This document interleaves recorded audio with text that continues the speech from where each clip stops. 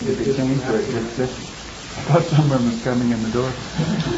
Listen, if someone does come in the door, I'm going to probably say to Erodi, well, Erodi, why don't you come tell us about your experience in the last campground you were in? And since I just told you mine, and he'll come sit here and he'll start talking about his experience in the last campground that he was in. Okay, we have to have certain little contingency plans. Okay, helpers, what was that other thing that I left out from yesterday? Okay, I said I would follow through on the jail thing. You got more than you bargained for on that one.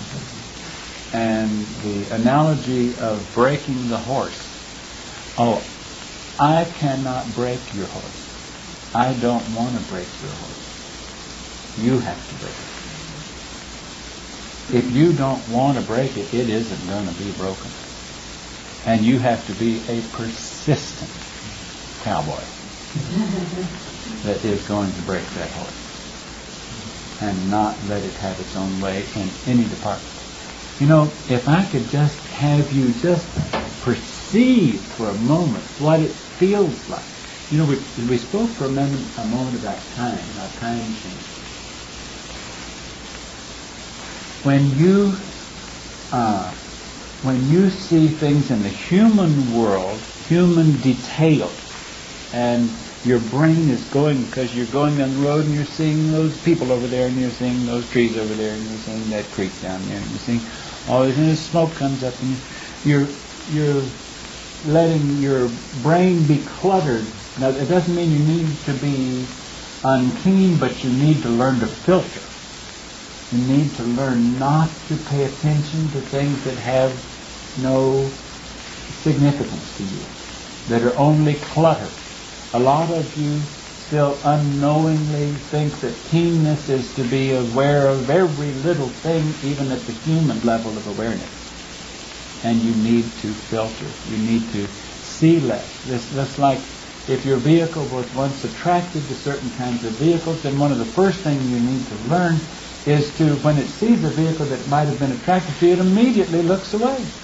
And then it slides in a blank card, and even if it looks back at that vehicle, it doesn't even see that vehicle anymore, it just sees that blank card. Because it is learning that discipline. Now, the more you filter out extraneous information, then the more time changes for you. Because you're in more of a listening mode for more significant information, and you're more concerned with what does T and Doe, what do T and Doe have in mind for me today? What would they have me doing now? If I was sitting with them, beside them in a car, or sitting in a room, and I was saying to them, how would you have me spend my time today? And they'd say, well, how do you want to spend your time? You say, no, I really want to know how you would have me spend my time today. Then I would probably get some instruction to tell you how you might spend your time. But if you're thinking that way, if you would not let thoughts into your head that you would be embarrassed to come out your mouth, you would go miles and miles and miles at accelerated pace in eliminating time. Now, when you know, time and distance are synonymous. You know, you can travel great distances as you do not relate to lengthened linear time. It's just like if it is the next level mind that is aware of what's going on here, then I am not aware of any of the vehicular concerns. I am not perceiving a perishable attitude or aches and pains, or I'm having to systematically treat the fuel needs of the vehicle, systematically clean the vehicle, systematically put wardrobe on the vehicle, and so forth, because it's procedure to do so. The next level lives by procedures. There are procedures upon procedures upon procedures. If you don't like procedures, you're in trouble. You're going to have to go break that horse. Because the next level lives by procedures. And you will learn, if you want to grow in the right direction, you will learn to love procedures even when at times procedures seem to be irrelevant. But you will like, and if you really try, you will see how that procedure that you might have thought was an irrelevant procedure, you can see the value of it. So if you're living by procedures rather than by time capsule activities of the vehicle and the emissions of the brain, then it's the mind of the next level that's beginning to view through here, and it's only going to view what your older member would view. So, because the horse is going to view a different thing than the older member would view, right? Try to take over that animal. Try to take the animal out of that animal. Try to make it as if it is an inanimate object that is just a suit of clothes for you. It is just a covering. It is just protection. It is just like cloth, nothing more. And you care for it that way. It doesn't have feelings of a nature that an animal would have. It has feelings. Now don't misunderstand me. The next level has feelings far greater than a human could have feelings. No, human love is by next level standards petty and low and animal in nature. Because next level caring and concern. When we'll even take the fact that the next level does not need any of us, but will go through the hell that they go through to try to nurture us if we want to be nurtured.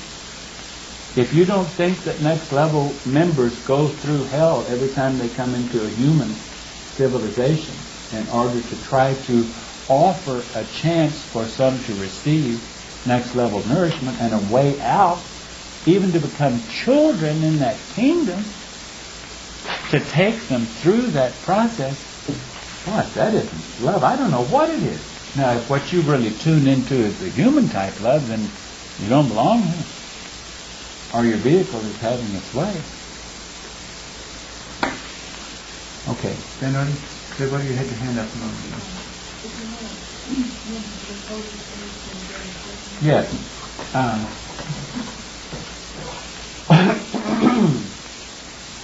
Riccoti has, we don't have any secrets in this classroom. Riccoti's been in the classroom several times. And Riccoti is determined to not waste his energy in this classroom. And I want to give to Riccoti everything I can possibly give to him to have him succeed. And I want you to give to him. Now, I'm using Riccoti as an example. But Riccoti also is going to have to learn differently from it. The reason I'm using him as an example is because what I'm about to tell you that Riccoti deals with, many of you deal with as well. We have a procedure that says we expose things daily. If you've read our offense list, if we're dealing with something of doubt or difficulty or not liking the way somebody did something, or wonder why somebody, or jealousy of this, if you're embarrassed to expose those petty feelings of your horse, and then the next day you're embarrassed to expose more petty feelings of the horse, and then the next day and so forth, pretty soon you've got a trainload of things that did not get surfaced. And the horse jumps over the fence and knocks down the post on the way out. Because it did not expose each little thing as it came along. Don't be embarrassed. Don't say, well, that's such a little thing. Like, Doe, go crazy if Doe knew I was dealing with that. You know, that's asinine. I wouldn't tell Doe I was dealing with that. Or even my partner. You're going to have to take those little things and expose them. You know, it's like when you confess before man does good things. Now, with an end. When you confess in your notes and links or with your partner of the thoughts that you have had, the things that you have dealt with, whether are physical actions that you took or some bad thoughts that you had about links or about some classmate, or you wondered this or you wondered that, and it was inappropriate, don't hide it. Don't swallow it. And don't say, well, that's not important. That's not important enough to bring up. Or I would be too embarrassed to bring that up. You're going to have to get past embarrassment. I would rather you bring up things that aren't even worth bringing up and have me say, oh, I'm stupid. Don't bring that up. You know, I'd rather you bring up everything and just plague me to death with bringing up crazy things than to let things mount and mount and mount because you're afraid to bring them up. Or you feel like it's foolish to bring them up. You don't want to look bad. You know how you look bad in your older members' eyes? By not bringing things up. You don't look bad by doing something inappropriate or having an inappropriate thought and exposing it, and then we deal with it. And we learn to get rid of it. So learn to get past. If your vehicle is one that has to deal with embarrassment and shame about exposing things and not wanting certainly to reveal certain thoughts that could be so, my goodness, that would be awful to tell, though how I had trouble with this concept or that thought or why so-and-so is an overseer or somebody else is such a bad driver, I just can't stand to get in the car with them. Or these curse words that went through my head when I was doing such and such stuff there. Anything that you can't imagine your older member doing is something that needs to be exposed. You might find sometimes that some of the things you thought were so awful that when you expose them, I might say, well, I probably would have done that too. I might have said that too. I might have even said some dirty word in a circumstance like that, or at least thought it. You follow what I'm saying? It is true that my older member has more track record at control and developing strength than I have. And that has to be the case. I still make mistakes. I still not only disappoint myself, I disappoint my older members. I still, by my standards, fail miserably regularly by the standards that I measure because I know where my older member is. I know what it is to expose. I know what it is to keep your laundry clean and stay clean. So I think Riccoti knows exactly what I'm talking about. But he thinks, oh, that's so silly to bring that up. That's awful to bring that up. And then they mount. Or another thing that we can deal with is we can just, like a horse sometimes, and that's a very good analogy, because a horse can just get so restless sometimes. Just so restless, because it's so used to running in the wild when it wants to run in the wild. Just running in the wild. Tell me when you were going to run in the wild. And we'll get a bicycle, or we'll get we'll all start running in place, or we'll go around the block 10 times every day for a week until you have done enough running. I'm serious. We can work it out. You tell me what it is that you're dealing with, and we'll work it out. Okay. Let's see. Good night, Star Trek's been on half hour.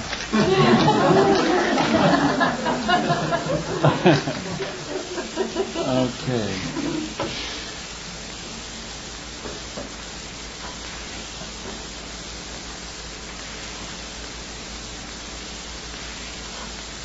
Oh, I know a point that students have to deal with. And particularly, I think, like we've had students at times, in order to keep waters calm in their past, we'll have students say, well, or maybe your teachers will come and say, you want to write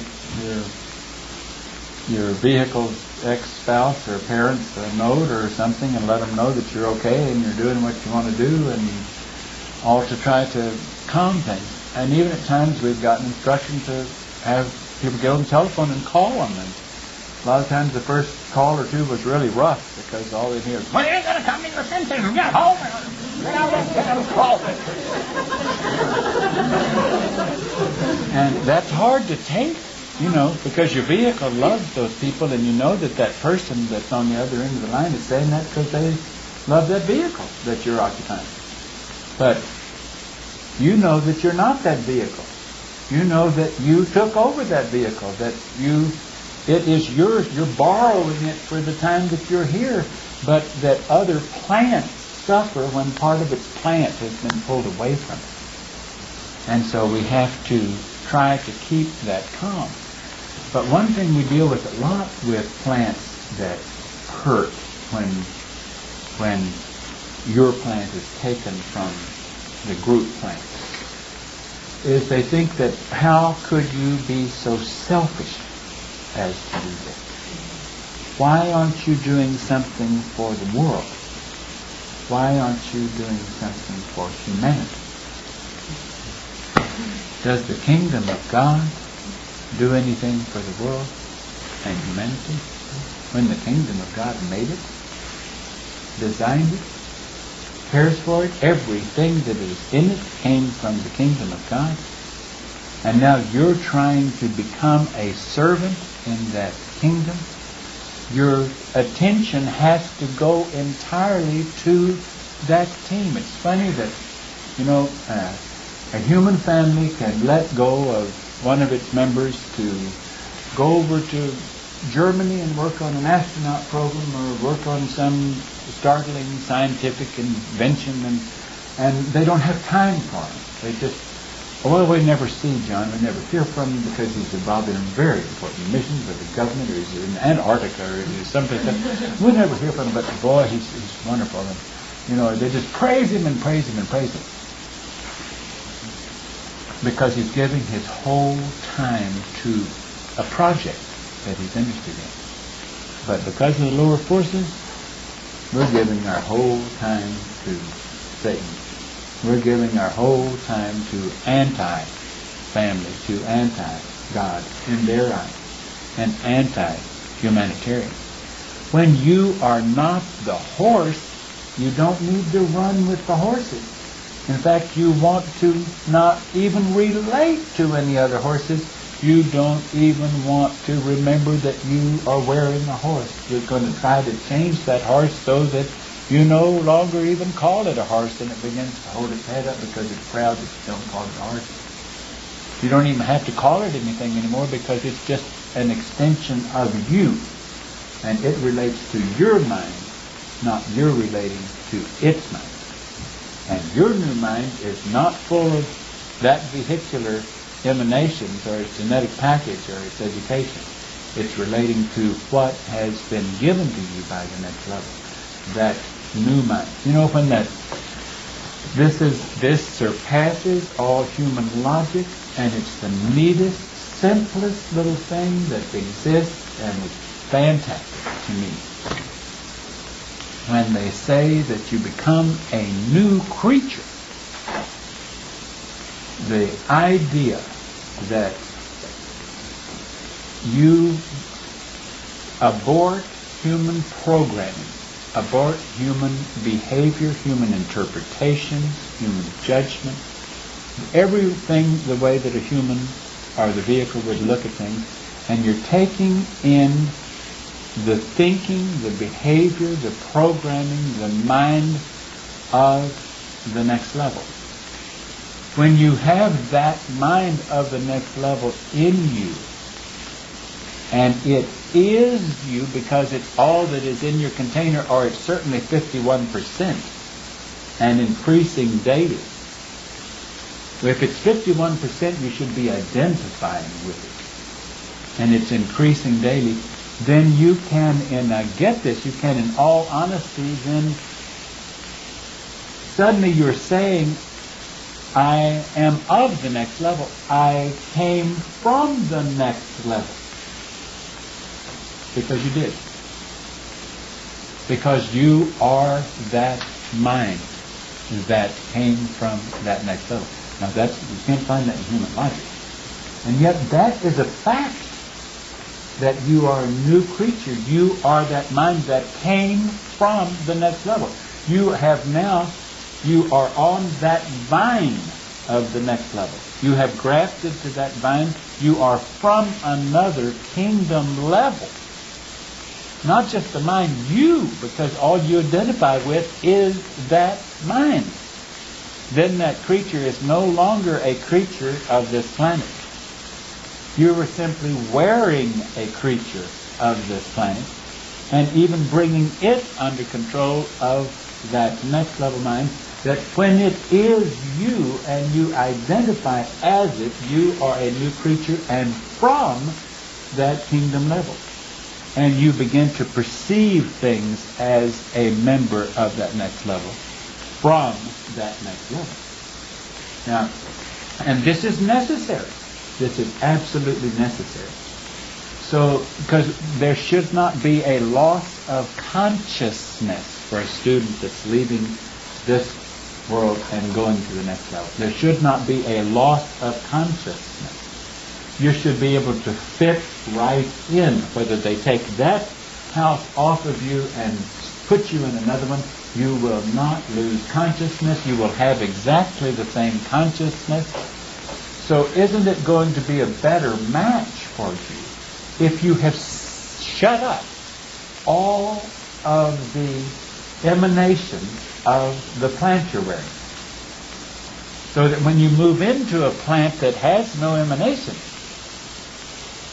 there's no change. It's not suddenly... The one thing that there will be a change is that as long as you're here, the next level keeps sending the ones to you for you to box. And when you're out of here, you don't have to box. But you'll be boxing at a different level altogether. Because then you will have to grow only by your desire for growth and your desire for service and your desire for learning. And you will suffer because of trying to learn how to increase that thirst and that desire to grow. You'll be hunting for every possible way that you could please older members of the next level so that you could be of more use. If that is not in motion, you'll sit like a bump on a bench, because they're going to use servants who like service and who are always saying, is there anything I can do? Is there anything that I am in control enough that can be worth anything to you? And there are all kinds of tasks that you can do, and many of them, believe it or not, are menial tasks. I don't know of any of them that require strings on a harp or spitting on clouds, or that you have to be able to carry a tune.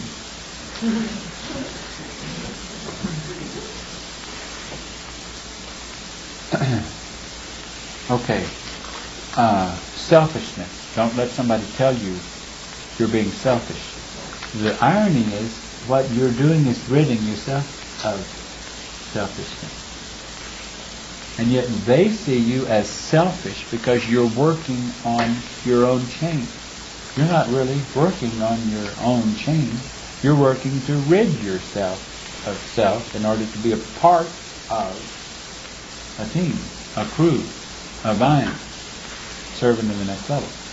Even though we strive for that, and we would even like to be robots for the next level if we could, they don't let us. They don't ever let us lose our identity or our volition or our capacity to even go awry, or to feel independence are too big for our britches. That capacity stays with us no matter where your station goes in the next level. Oh, on that same mind business.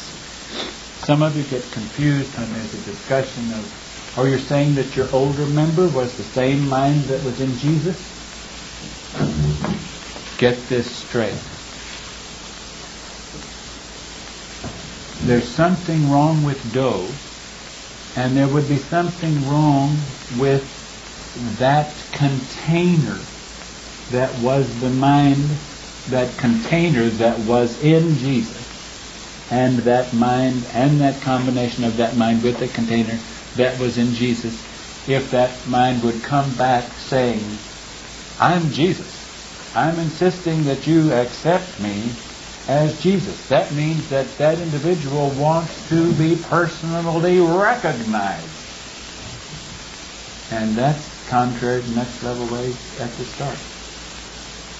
And if that individual mind has grown any, it does not want to be identified as something separate. The reality exists that when Jesus' Father spoke through that vehicle that was called Jesus and said, I will return, I will come and take those who have overcome the world and they will go with me, that is happening. That is happening. We are a part of that. We are that. And that's hard to imagine.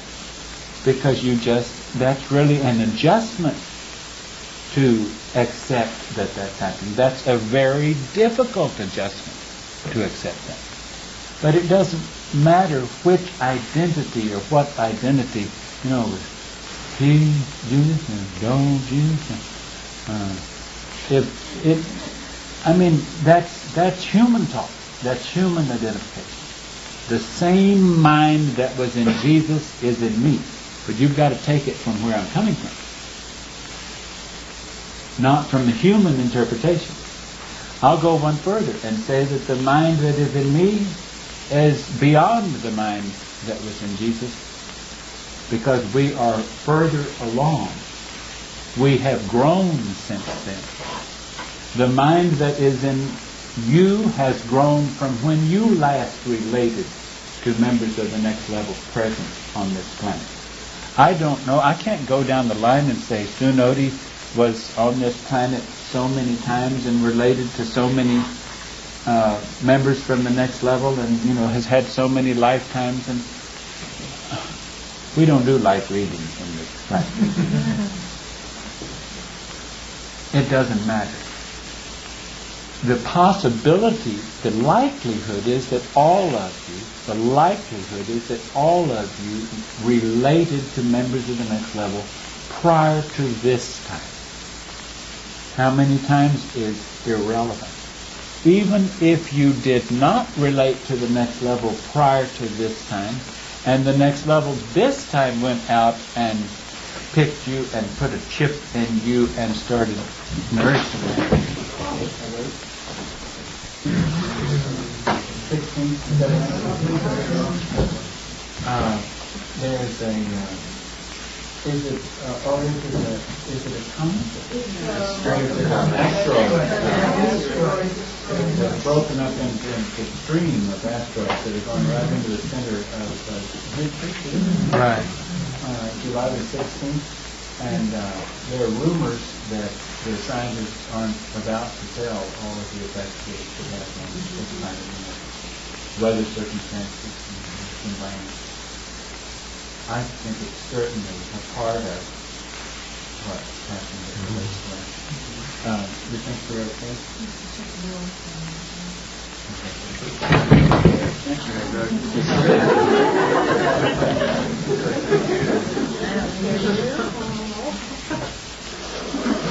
Would this be okay?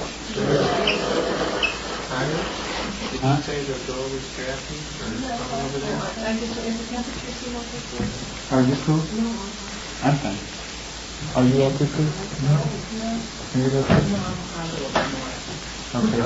Because it's just that I get so worked up, I get too warm. Maybe I can make it a little more slowly.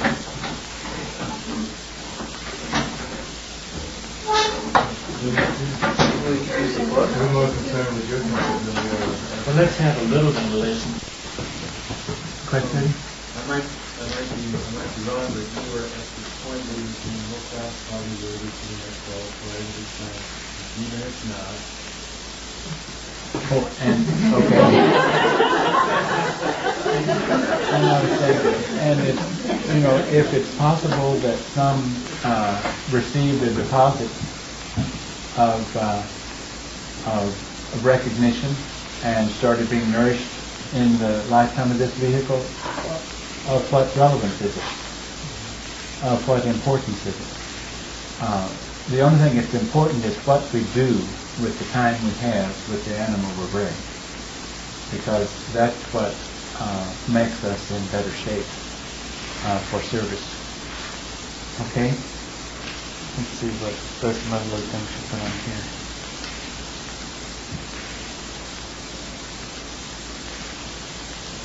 I think I mentioned that only the strong will survive. It really takes a lot of effort. Well, you can do it. The thing I was talking about too when we were using Lakota as an example,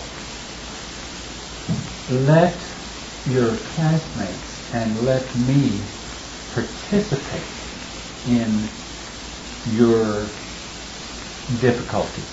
Let us help you with them. Let us get you past them. If you don't, then we can't do anything. And we can't interfere with you if you choose not to. If you say, leave me alone, I want out of here, we may weep for you, but we have to open the door and say, okay, you're out here. But if you want to succeed at this, then ask and involve us in helping you in your getting control of your mechanism and your advancement in this. Becoming this new creature is not an easy task, but it's a fantastic task. And it begins to feel so good when the things that used to cause you trouble, you know that you've got lead in your boxing gloves. And you can knock them out the first wham.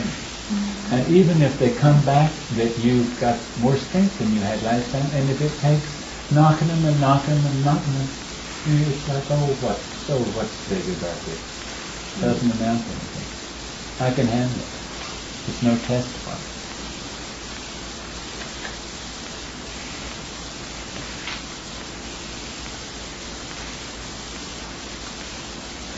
What's interesting, this is just a little side issue.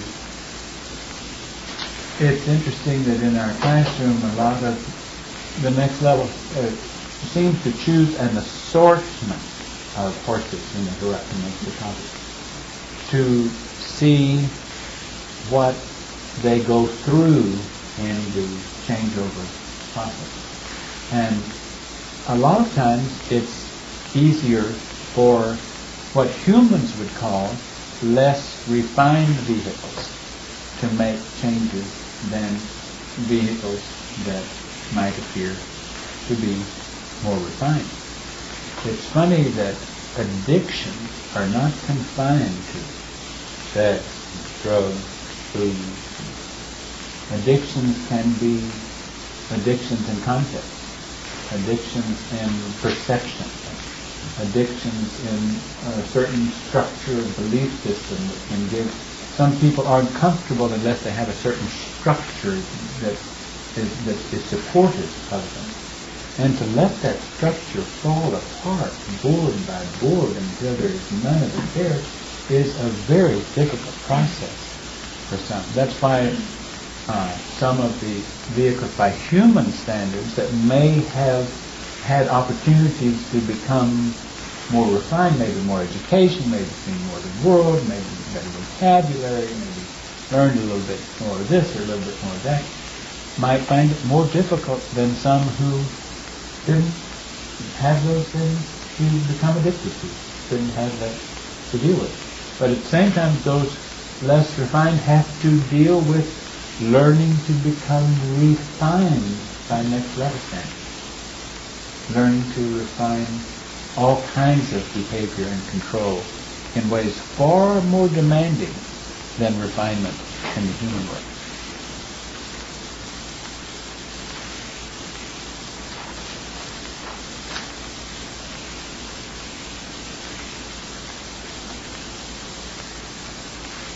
I heard that little preacher the other day, maybe I told you this, as we were driving through L.A. Oh, this was, did I tell you about this little riding through L.A. and this preacher came on and saying, he had just written a book saying that Jesus was coming in 94. And he was saying that as far as he could tell that, it can all be over, whatever it was by his concept. And he used the term that we have to be of a broken spirit if we expect and yield to the will of God and yield to the kingdom of God if we expect to be able to serve it. And it's interesting because at the same time we were hearing that, we were thinking about what it takes to break that spirit of the animal that we're wearing and make it become refined clothing.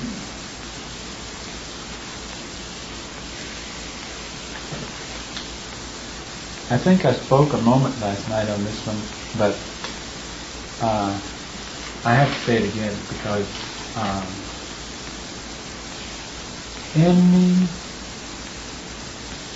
we don't know what the next level has labeled the experiment of putting deposits in creatures that then give them recognition of next level information and make them have a chance to be thirsty for it and then exert the will to either continue that thirst or to say, I don't want that, and back off. But I feel like even the ones that are picked to even have that first deposit, even all that deposit does is get you in the door. It's like if you're going to a conference, going to a big convention or something, that ticket just gets you in the door. But what you're going to do while you're in there has nothing related to that ticket. It just got you in the door. But I still believe that even getting that little deposit made anybody who received that deposit unbelievably lucky, fortunate, blessed. I can't think of any word that means as lucky as that. And then for the next level to not have to, but choose to nourish that. The Christians say that Jesus shed his blood so that you might be saved. And that he was the sacrifice. That you don't have to be sacrificed. Well, in some senses of the word, there's a lot of truth to that. Because Jesus gave up his next level vehicle, came and suffered all things, had to even take over a human animal. He didn't have to do it. He had done that before. He then had to have the world turn against him, even destroy his vehicle, or turn such anger as to even supposedly put it to death. But he was not the vehicle, so he couldn't be put to death. He was not the vehicle. He could not be put to death. The vehicle had become nothing but a true clay.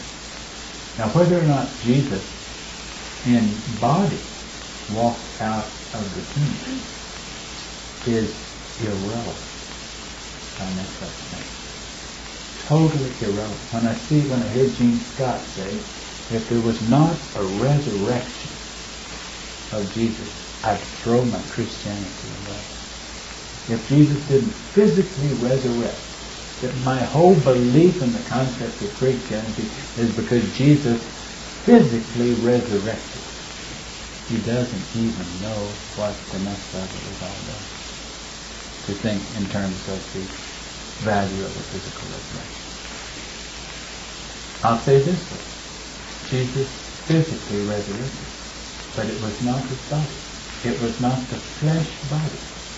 It was the body that soul had become that could not be put to death. The soul is not ether. The soul is not simply breath. The soul is physical. It is a container that has density that can be measured. It has density like when a suit of clothes is taken off of it, and another suit of clothes is put on it. It takes on the shape of the new creature, of that soul. Humans cannot measure it. It would be very simple to measure it by next level terms. Now, you may think I'm, kind of far out here making some pretty bold statements about this. And this may not be entirely accurate. As far as I can tell, it is accurate. As far as my awareness of He's awareness, it is accurate. That it becomes a container that has density and that has form, and that form is the same form that other members of the next level have. Even though one might be taller, one might be shorter, one might be broader, stronger feet, stronger appendage. That's irrelevant. That depends on how the soul was formed. The next level has a lot of tasks where they may want some vehicles of different size and different capacity. Now here's a little far-out idea that we've had some thinking about at times. We have even wondered if there are not living spacecraft. Living spacecraft that whose function are creatures. In other words, can that same soul, that same mind take on, here goes shapeshifters,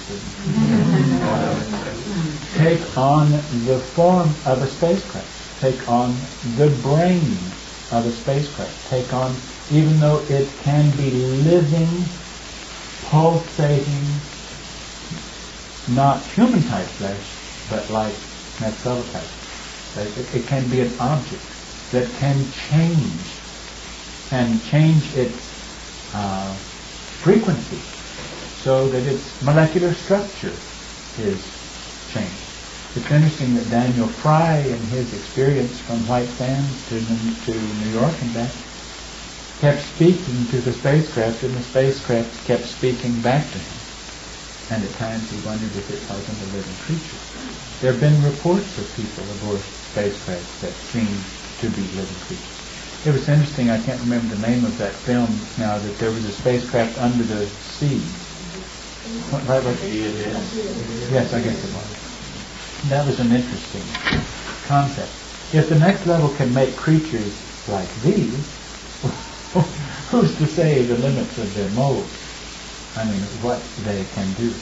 And why wouldn't they have someone enjoy serving them in that way as a transport mechanism?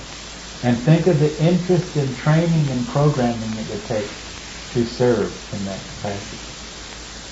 I don't think it's sci-fi. Might be. It's irrelevant to me. We've never really known this clearly. Maybe information's not available and perhaps it's not relevant, but when Jesus took that body with him, which apparently he used to demonstrate to the disciples. We do not know that that's true. This is what the New Testament says that he did. We do not know that that's true. I hate to say it, but I firmly believe that a great deal of the material in the New Testament is material that was embellished by the writers and the ways and the beliefs and the legends of the people. In Jesus' time and in times prior to that and past that, every significant person had a resurrection. Muhammad ascended in the spot where the Dome of the Rock is in Jerusalem. Every ascension was a way of speaking of what happens to your religious leaders. The Buddha, in the Wesak festival, descends and ascends once a year in that celebration, according to the Buddhists. Now, sometimes he may not come, but he usually comes. Whatever the day is in May when that occurs in a certain valley. But what I'm saying is that a lot of things that are in the record are not necessarily reliable. I feel that there's a great deal of truth in in this little interpretation that the Jesus, what's the name of the group? Jesus Seminar. The book that they recently put out, I feel that there's a great deal of truth in that. That's all of the class members should have a chance to study that and look at that. They go through all of the so-called sayings of Jesus, and from the best of their research, say he probably said this, or he might have said something like this, or we doubt that he said this at all. It was just passed on, because it's like that thing that and T and I have used this example with you many times. If you went to Christ of the Desert Monastery in New Mexico, there's a monk there named Francis who will tell you that T and Go appeared before him out of nowhere and disappeared in the same way. And yet it wasn't so. But someone could have recorded it, that he said it, and it could be documented. It could go down in history as a document. Follow what I'm saying? There are people, what's that? I'm not sure, I forgot the question out, but I'm not sure what you're saying is probably not true of what happened after the resurrection. You're saying like that. No, I'm saying we do not know whether he wore that physical shell after the great experience. It's irrelevant. He